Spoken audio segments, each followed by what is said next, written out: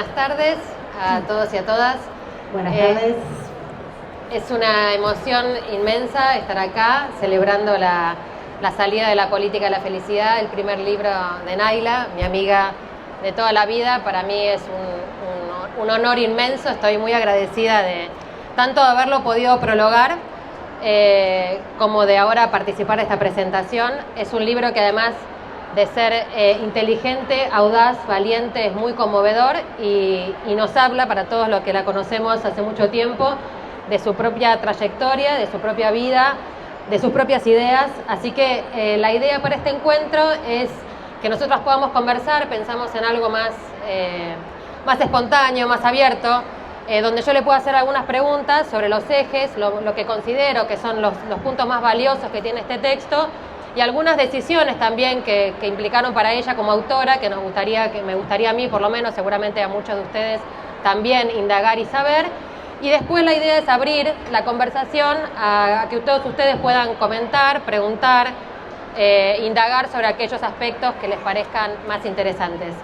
Y en ese sentido, obviamente, un poco como indicaban los autores, con los editores, perdón, el interés principal tiene que ver con esa voluntad de hablar de la política de la felicidad también como un concepto político. Nayla se atreve a hacer algo en una época de preguntas muy chiquititas, ¿no? En el campo de la academia ni que hablar, pero también en el campo del pensamiento. Las preguntas en general son específicas, demasiado situadas, y ella se atreve a volver a hacer una pregunta amplia, enorme, podríamos decir, que tiene que ver con por qué hacer política, para quién es hacer política. Y también en un momento en que la política, como también mencionaban un poco los editores, aparece a veces un poco llevada a pensar la propia supervivencia, ¿no? A veces también un poco administrar lo existente. Y entonces Nayla se responde a algo que es brutalmente honesto y ambicioso, que es la política, hacemos política para la felicidad, ¿no? Y la felicidad acá no es un concepto abstracto, ni tampoco es un aspiracional que puede sonar bonito, pero que es irrealizable en última instancia. Es más bien, y para todos los que conocemos a Nayla muy de cerca sabemos, tiene un correlato directo con la propia vida, con las propias decisiones, con la forma de relacionarnos con cada una de las personas con las que interactuamos. Y por eso también la política de la felicidad es una manera de renovación de la política, en algún sentido, ¿no? De poder volver a pensar una política que transforme la vida más allá de gestionar lo existente. Así que la primera pregunta, Nayli, tenía que ver con eso, con esa decisión de tomar a la política y a la felicidad como concepto político, cuando uno podría pensar, un lector inocente podría pensar que es un término naif, ¿no? Para en general lo que pensamos, los términos asociados a la política. Bueno, gracias Lucía por la introducción. ¿Se escucha bien? Sí. A ver, yo creo que como varias cosas en mi vida, esto fue un camino que empezó y que fue cobrando sentido al caminarlo, ¿no? Y una vez que avancé un poquito, iba mirando atrás y decía, claro, esto está bien, está orientada, había un lugar al que llegar y íbamos a ir por acá. Y creo que pensar en la felicidad es algo que se explica en el primer capítulo, ¿no?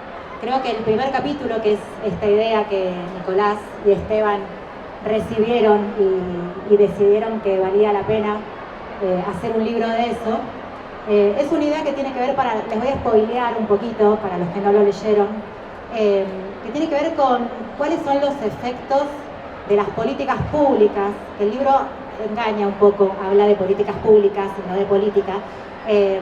¿Cuál es el efecto de las políticas públicas en la vida de personas reales, de carne y hueso, con nombre y apellido? Porque a veces no nos damos cuenta y las políticas públicas están en un montón de lugares que atravesamos, de situaciones que vivimos. Hubo un Estado, una repartición que tomó una decisión y que puso algo en nuestro camino o que quitó algo de nuestro camino. Entonces, el primer capítulo del libro habla un poco de esto, ¿no? De qué es lo que generan esas políticas públicas. Y todas las escenas que hay en el libro son escenas reales, pero esa escena en particular es una escena que me marcó mucho, Está por ahí Patricia Palenque, que es quien estaba en ese momento y con quien nos hicimos amigas en ese viaje. Estábamos en Chaco, en Resistencia, visitando un barrio que había sido parte del programa de mejoramiento de barrios. Y bueno, habían hecho una presentación fantástica, nos habían recibido súper bien. Y después de la presentación, una vecina de ahí del barrio que había participado del proceso colectivo de construcción que también tenía el programa, se para y dice, a mí el Promeva me cambió la vida, ¿no? Y claro, uno lo primero que piensa es, sí, bueno, ahora el barrio está más lindo, tenés las calles, no sé, tenés el Zoom. Y el motivo por el cual a esa vecina Promeva le había cambiado la vida es que podía usar tacos, ¿no? Esa vecina, a partir de la intervención de Promeva, podía entrar y salir de ese barrio con tacos. Tacos como los que tengo yo hoy ahora y me quedaron divinos con este pantalón, que naturalizamos el hecho de poder usarlos y que no nos damos cuenta de que a veces hay personas que están privadas de cosas que son muy básicas y que eso tiene efectos en lo material y en lo subjetivo, ¿no? Entonces, a mí esa escena lo que me enseñó es que las cosas que hacemos o que dejamos de hacer quienes ocupamos espacio en las oficinas públicas, con el grado de decisión que nos toque tener, porque estamos todos implicados, desde las más altas autoridades hasta los técnicos que están en planta permanente hace mucho tiempo, impacta en la vida de las personas e impacta de manera que no lo podemos imaginar, ¿no? Una de las cosas que aprendí o trabajé mucho, sobre todo vinculada al financiamiento internacional, es cómo medir, cómo tener indicadores que midan el éxito de nuestras políticas, ¿no? Cómo tener indicadores que nos digan si lo que buscábamos se cumplió, si logramos hacer los kilómetros de carreteras y si esos kilómetros de carreteras sirvieron para llevar a las ambulancias a tiempo. Pero nunca en la vida se nos hubiera ocurrido poner un indicador de cantidad de personas que pueden entrar con tacos a un barrio, ¿no?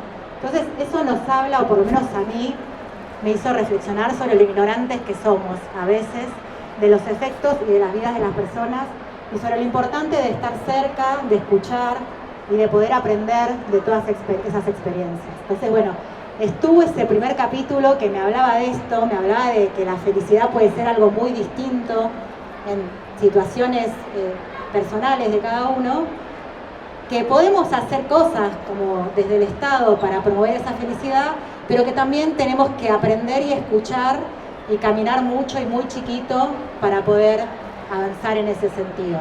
Y lo primero que estuvo fue ese primer capítulo y lo segundo fue el nombre del libro, que no hubo una lista larga, no hubo grandes discusiones. La primera vez que hablamos con Nicolás fue, y se va a llamar La política de la felicidad. Y ahí quedó. Y como decía al principio, todo fue tomando sentido también en el camino que atravesamos en este proceso. Y bueno, y se fue haciendo carne en el resto de los capítulos que fueron apareciendo. Y Nayli, sobre esto de los intangibles, que es un poco lo que nos traes ahora y que el libro tiene como eje fundamental porque es una manera distinta de pensar la eficacia estatal. Como decías, pensarlo menos por cobertura, menos por datos cuantificables y más por ver cómo las políticas públicas son capaces de transformar la vida de las personas. ¿Te imaginas maneras o pensaste algunas maneras, incluso en tu función, cuando ejerciste cargos en la función pública, de ver cómo el Estado podría capturar esta otra dimensión más sensible? Porque también el libro funciona como un modo de convocar un Estado más eficiente, más inteligente, pero más sensible, ¿no? Sí, algo de eso digo en la introducción, ¿no? De vuelta, el financiamiento internacional levanta la vara de la gestión pública. Yo, de mis 13 años de trayectoria estatal, 12 se los dediqué a trabajar con organismos internacionales y te plantean medir y no sé, cierta planificación, ciertas matrices, ¿no? Y siempre te proponen, no sé, un montón de encuestas, de mediciones de impactos, de resultados, que sabemos que son difíciles, que es difícil preguntar y que aparte son caras y a veces no son oportunas. Entonces yo pienso que el Estado tiene distintas etapas, ¿no?, que ir avanzando. Entonces lo primero es una gestión que sea eficaz, que logre los tangibles que busca, y lo que yo digo es, por lo menos hagámonos las preguntas, ¿no? Si estamos buscando esos efectos que sí podemos tocar, que sí podemos ver, mientras nos hacemos la pregunta de cuáles son los otros efectos que estamos buscando, y quizás sin sistematización, pero acercándonos a la gente, charlando, conversando, hacemos esa pregunta, ya estamos un pasito más adelante, ya estamos un pasito más cerca.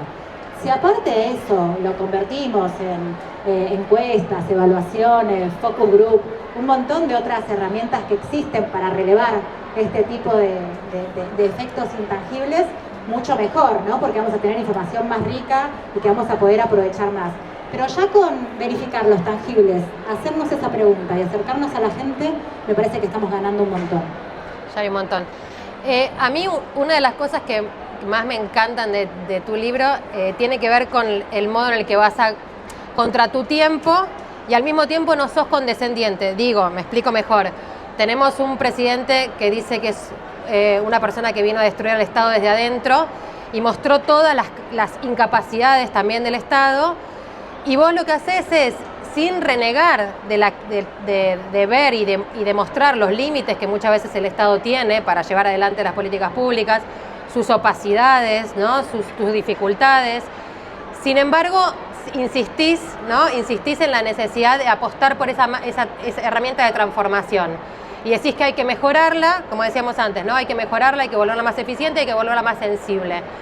¿Qué lugar te parece que tiene esta agenda hoy y cómo tu libro se inserta en esta discusión abierta, pública, sobre el lugar del Estado, que parece hoy muy vapuleado en general? Bueno, primero, claro, va al corazón del debate. O sea, hoy el discurso gobernante de quienes están hoy en el Poder Ejecutivo Nacional dice que el Estado no sirve, ¿no? Mientras lo usan para un montón de cosas que sí les sirven a ellos mismos, ¿no?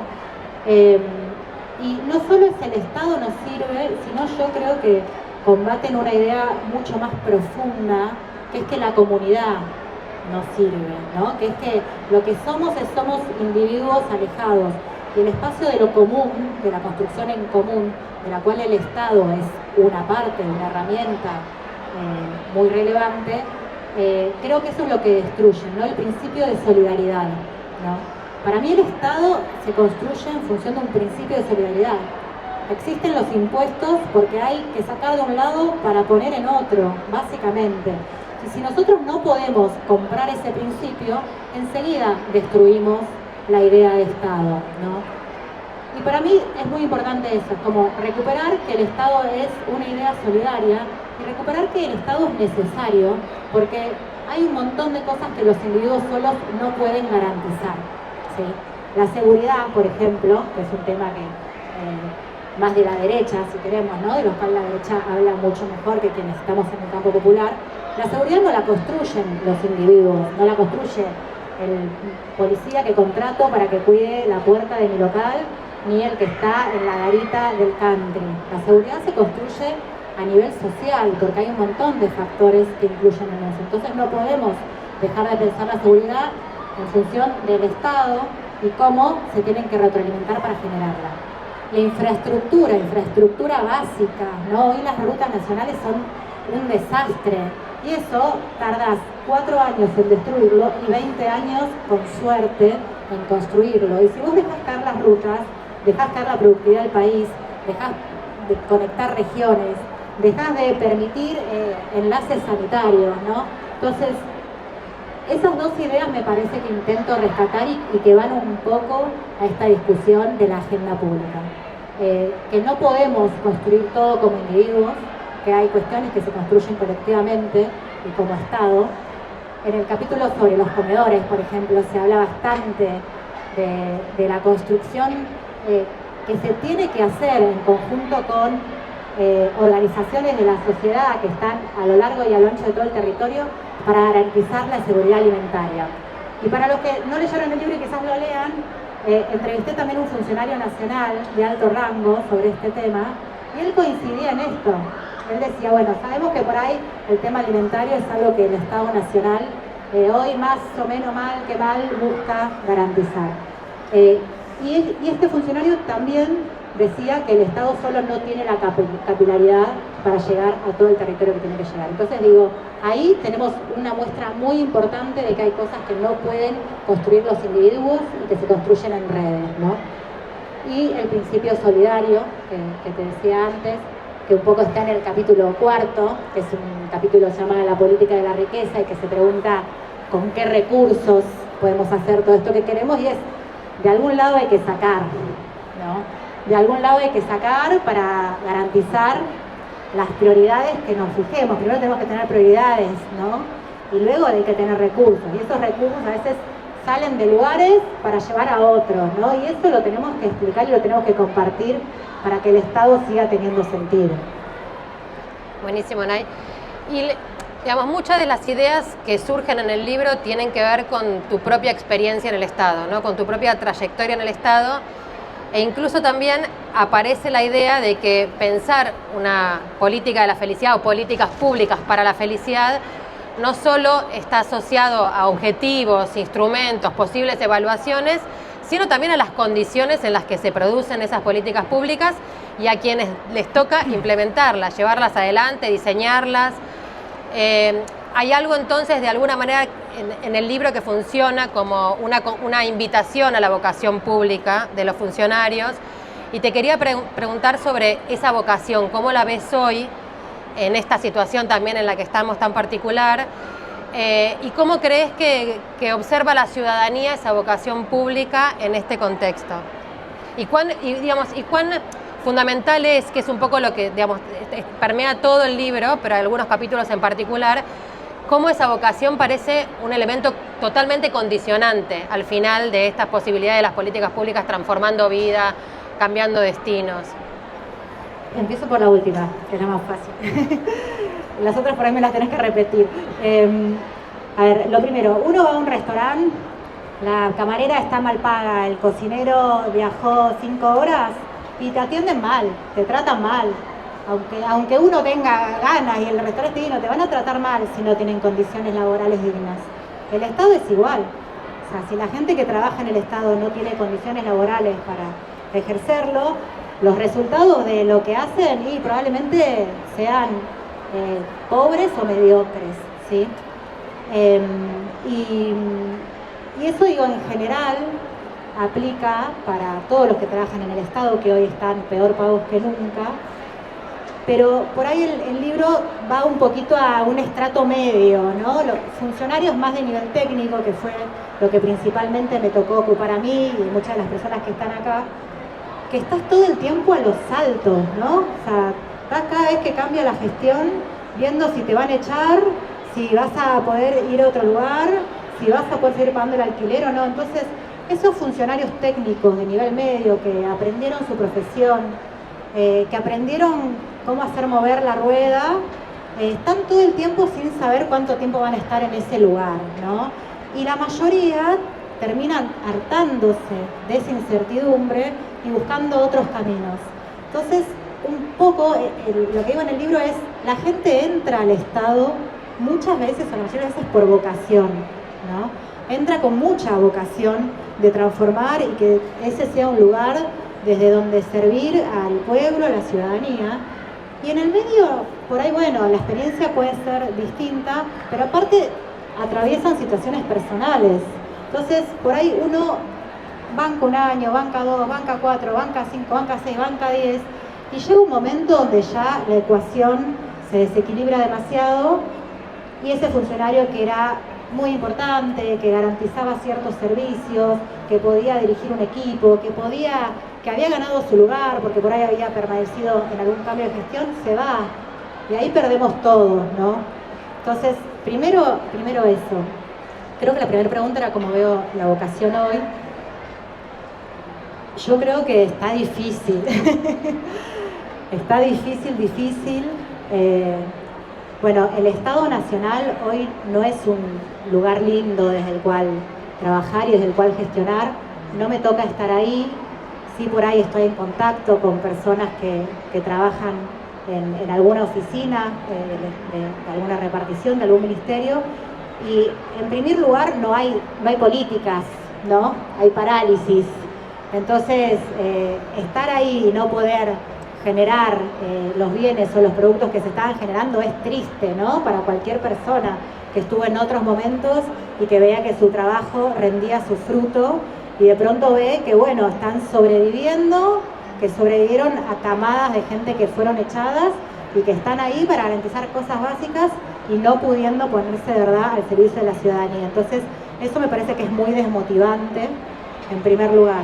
Y después están, digo, la experiencia, mi última experiencia en la gestión pública en la provincia de Buenos Aires, experiencia hermosa, a la que volvería todas las veces que pueda, también es difícil, porque también la provincia pierde mucho con el vaciamiento que hace el Estado Nacional. Entonces gestionar sin recursos una provincia también es duro, aun cuando las personas que tengas al frente de los equipos están comprometidas, creen en el Estado, transmiten valor en lo que hacen, pero es muy duro cuando vos sabías que tenías, no sé, la capacidad de acompañar 300 organizaciones y de pronto tenés que empezar a achicar eso. Y eso es duro y es desmotivante. Entonces, yo creo que es un momento difícil para la vocación en la gestión pública, pero creo también y siento un poco que estamos encontrando el valor en lo colectivo, ¿no? Por ahí, en este momento, el Estado le cuesta hacer ese lugar que nos aglutina para generar cambio, para generar transformaciones, y siento, por ahí es una percepción muy personal, pero que ante la situación tan terrible que estamos viviendo, la gente quiere hacer algo, ¿no? Y ese quiere hacer algo es acercarse, preguntar dónde puedo colaborar, ¿no? Como pequeños espacios que se van abriendo, que hoy por ahí no son el Estado, pero es gente que comparte esta percepción del Estado y que busca otros espacios donde construir lo colectivo y lo comunitario y el país que queremos, ¿no? ¿Esté todo? Perfecto. Voy con las últimas dos, así abro después, que debe haber seguramente mucho interés acá con tanto público que tenemos celebrando. Una traigo un poco agua de mi molino, pero me interesa también pensarte a vos como autora, ¿no? Cómo construiste el libro. El libro es difícil de encasillar en un género, es un ensayo, por un lado, podríamos decir. Al mismo tiempo tiene algo de manifiesto político, ¿no? Porque tiene una forma de pensar y de transmitir ideas, como decíamos recién, en un contexto determinado y supone dar una batalla cultural, aunque es un término que ya hayamos decidido desterrar hace tiempo. Pero y después hay algo de lo que vos hacés que es como metodológicamente hablando, que es poner en acto aquello que decís que el Estado tiene que hacer o que los funcionarios del Estado tienen que hacer al momento de convertir ese Estado en un ente más sensible, que es escuchar, ¿no? Vas ahí, escuchás a los beneficiarios de las políticas públicas, pero también escuchás a los que son responsables de la ejecución de esas políticas públicas, lo haces desprejuiciadamente, ¿no? Con una escucha muy atenta. Yo en el prólogo te pongo, ¿no? Como con la oreja sobre la tierra. Y además, sobre eso, construís una voluntad de narrar, de describir. ¿Cómo fue ese proceso de escritura? ¿Cómo fue elegir este género tan particular, tan anfibio que armaste para este libro? Es lo que me salió. Por momentos hubo un intento de decisión consciente de, estrategia literaria, cómo voy a escribir cada capítulo, y discutimos con Esteban y con Nicolás. El capítulo 1 va a tener esta estructura, el capítulo 2 aquella. Se sostuvo gran parte de lo que pensamos, pero también fue sucediendo, ¿no? Y yo creo que ahí, el agua de tu molino es, las dos somos de las ciencias sociales, hemos investigado algunas cuestiones y sobre todo, el lugar de la sinceridad, ¿no? De voy a escuchar para dejarme sorprender, o sea, sabía más o menos lo que quería decir, pero esperaba que hubiera cosas que me sorprendieran y pasó, ¿no?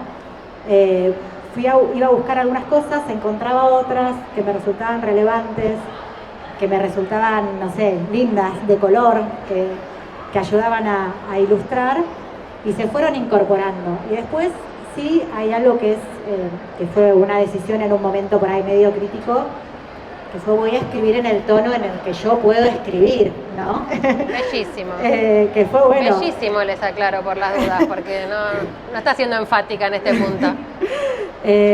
Pero en la gestión pública también tuve mi estilo muy personal.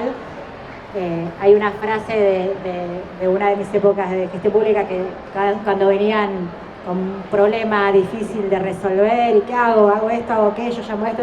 Sé feliz, les decía, ¿no? Y me miraban medio con odio, como dame una indicación más concreta, ¿no? De resolver el tema. Y bueno, y hay algo de eso que se refleja en este libro, ¿no? Como soy lo que soy y voy a escribir como me salga.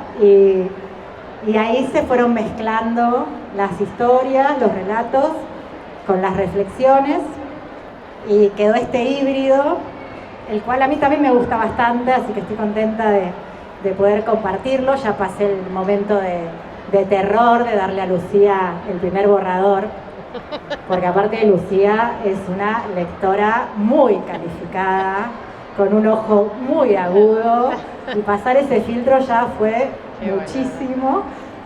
Así que bueno, nada, fue como me salió y sí fui desprejuiciada a escuchar a las personas que escuché. Hay un capítulo que me gustó, bueno, todos me gustaron, pero bueno, que ese por ahí no lo había pensado en la primera tirada sobre el juego, el capítulo 2, y fui a acompañar el equipo de recreación de unos centros de integración comunitaria, donde están familias en situación de calle, ¿no? Y este equipito de recreación va una vez por semana, 1 hora, y nada, fui un par de veces como si fuera yo parte del equipo y me puse a tomar lista, a jugar ahí y nada, y ver qué pasaba y registrar un poco eso, ¿no? Y no sabía realmente qué me iba a encontrar, tenía el relato de la persona que me dio el lugar, y bueno, y encontré un montón de cosas, ¿no? Y bueno, y tratar de ser fiel en el reflejo de esa mirada de lo que vi en la escritura, creo que ese fue el mayor desafío. Buenísimo. Un poco la respuesta me da pie a la última pregunta sobre esto, que es verdad, que la verdad que es muy difícil construir un género tan propio, y el texto tiene esa impronta personalísima al punto de que incluís tu propia biografía, ¿no? Como si tu biografía también fuera el sustrato que sostiene algo de tus ideas acerca del Estado, acerca de la vocación pública, acerca de la felicidad, acerca del vínculo con los otros, acerca de la escucha, ¿no? Acerca de la voluntad de transformar vidas. Y en ese sentido te quería preguntar, bueno, ¿cómo fue la audacia de incorporarte a vos en esa primera persona, que es sutil, ¿no? Aparece sutilmente, pero está, digamos, y cómo pensás este libro en tu propia biografía y en tu propia trayectoria? Es la más difícil. Quiero decir que le ofrecí darle las preguntas y me dijo que no, que quería simplemente improvisar acá, lo cual habla de su coraje en todos los planos. No quería que aparezca tanto de mí en el libro,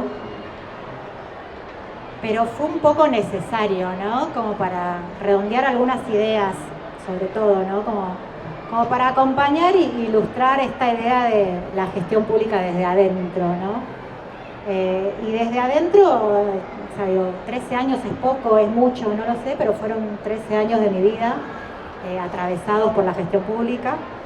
Y nada, y creo que, o sea, no hay capítulos de mi vida que no están en el libro, es solo lo vinculado a la trayectoria en la gestión, pero también es una trayectoria que es atravesada por situaciones personales, y creo que poner lo propio es también la apuesta a entender eso, que somos personas ejerciendo la función pública con limitaciones, y creo que por ahí también hay algo del momento en el que decidí escribir este libro, ¿no? Ahora, o sea, esto fue un proceso, pero la primera idea, la primera conversación fue unos meses, 2-3 meses después que yo había dejado el Estado, ¿no? Que fue una decisión difícil para todos los que estuvieron cerca mío, no fue fácil, y creo que por ahí la idea de escribir este libro me ayudó un poco a transitar ese duelo también, ¿no? A decir, bueno, dejé la gestión pública, pero me sigo sintiendo parte de ese colectivo, Y creo que ponerme a mí dentro del libro es parte un poco de eso, de seguir sintiéndome dentro, ¿no? De seguir siendo en algún lugar parte de ese aparato estatal que tanto amo, ¿no? Que tan enamorada estoy, como me dijo tu madre hace mucho tiempo atrás. Así que bueno, eso, decisiones que se fueron tomando y necesidades personales también. Creo que cuando uno escribe, y sobre todo esto, o sea, no era un libro con pretensión académica, sí quizás con alguna pretensión de dejar algunas ideas que para mí eran importantes y me habían rondado en estos 13 años plasmarla, pero también es un libro desde lo personal, ¿no? Entonces, bueno, no pude evitarlo.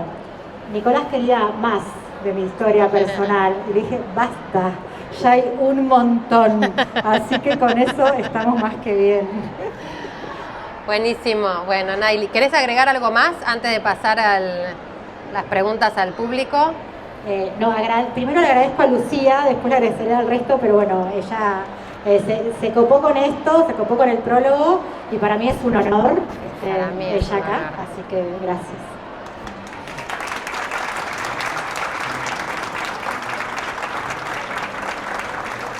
No se imaginan el honor que es para mí.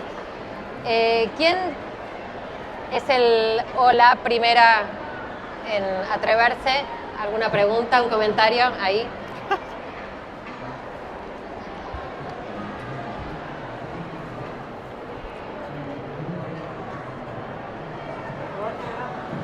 Bueno, hola a todos. Felicitaciones, Nayli. Felicitaciones, Lucía, también. Creo que... Pegátelo bien.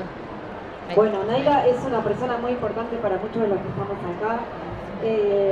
Siempre aportando estructura, seguridad, confianza, compañía. Bueno, pero quisiera hacerte una pregunta. Si hubiera el genio de la lámpara y te dijera que podés elegir cualquier desafío en la gestión, ¿qué desafío elegirías? Pero vos ya sabés la respuesta. Pero el resto no. Yo vuelvo a la gestión pública para estar a cargo del ANSES.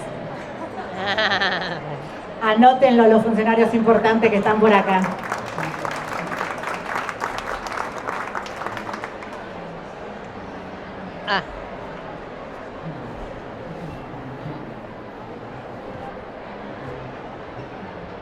Bueno,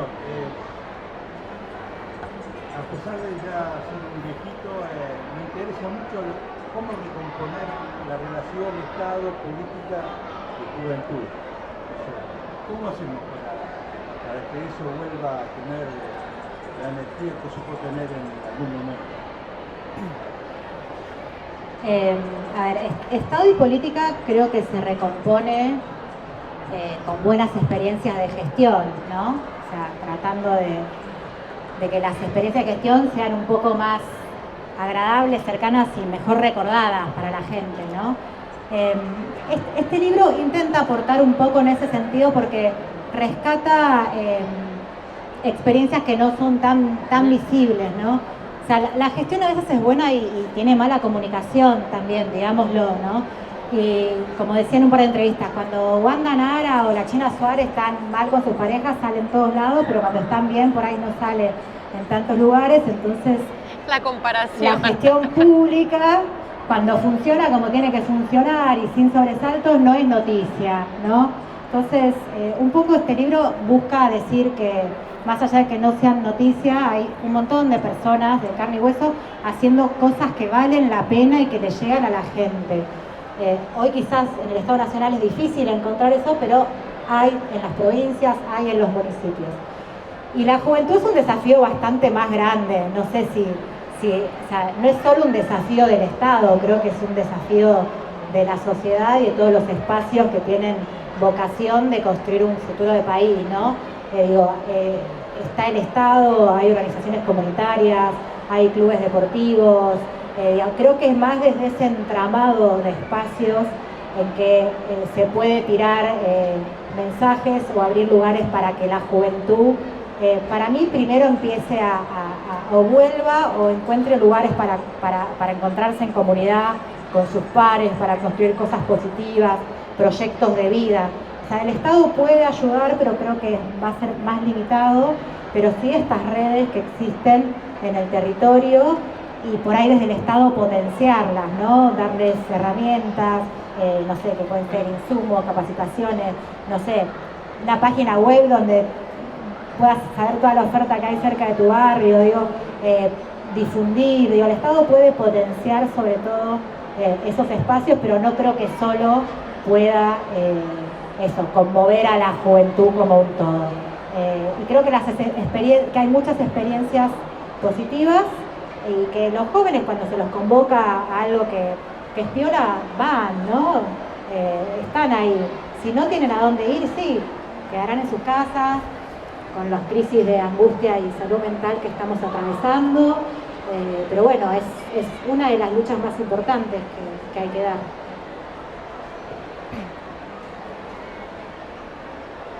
¿Alguien más? Pueden ser preguntas, pueden ser felicitaciones. ¿Alguien que se anime? ¿Por allá hay?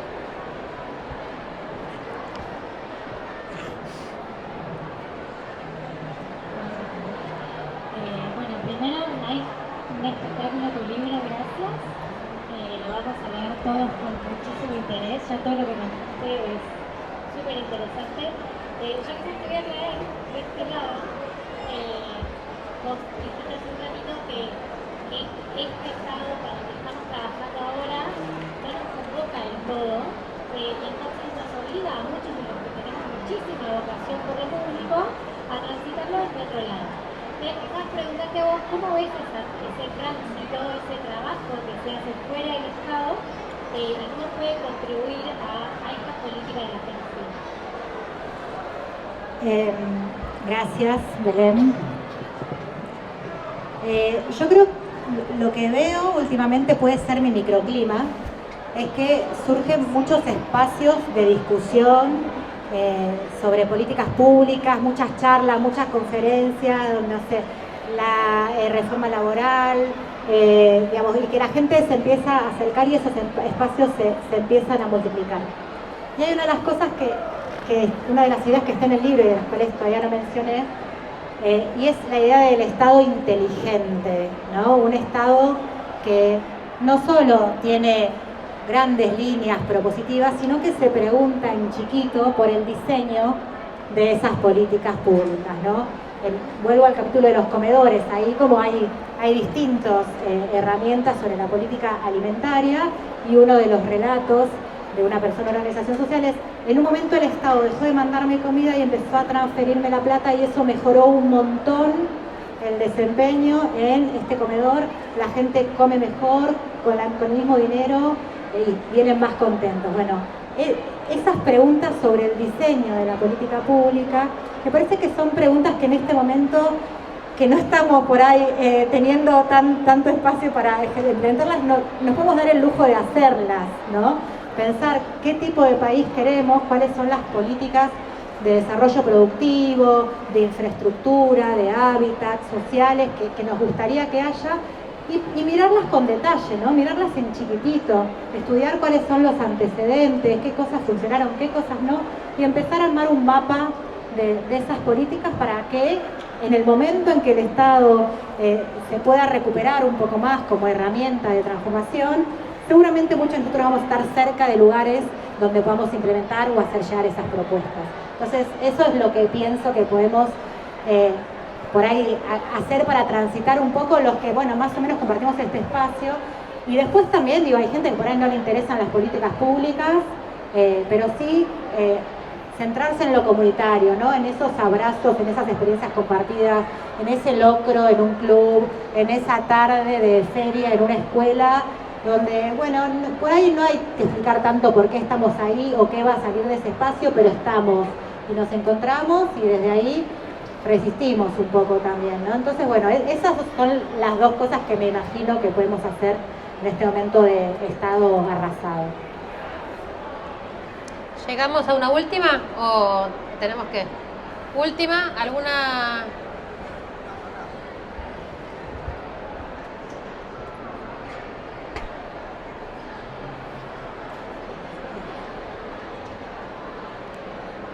¿Cómo estás, Naila?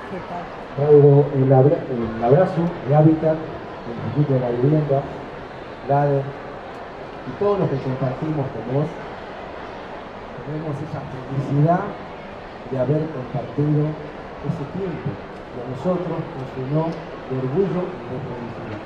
Gracias por haber estado con nosotros y haberte entregado como lo hiciste. Yo pido un aplauso para Naila y gracias por todo lo que nos enseñó. Adelante. ¡Bravo! Dios te bendiga. Hay que trabajar. Bueno, qué mejor final que ese. Otro aplauso final para Naila. Compren el libro, llévenlo, es buenísimo. Lo van a disfrutar, van a aprender. Gracias por estar a todos y a todas hoy y bueno, por los mensajitos también que recibí y por los que vendrán y por los espacios que nos esperan. Hermosa, felicitaciones, estuviste espléndida, boluda. Sos una genio.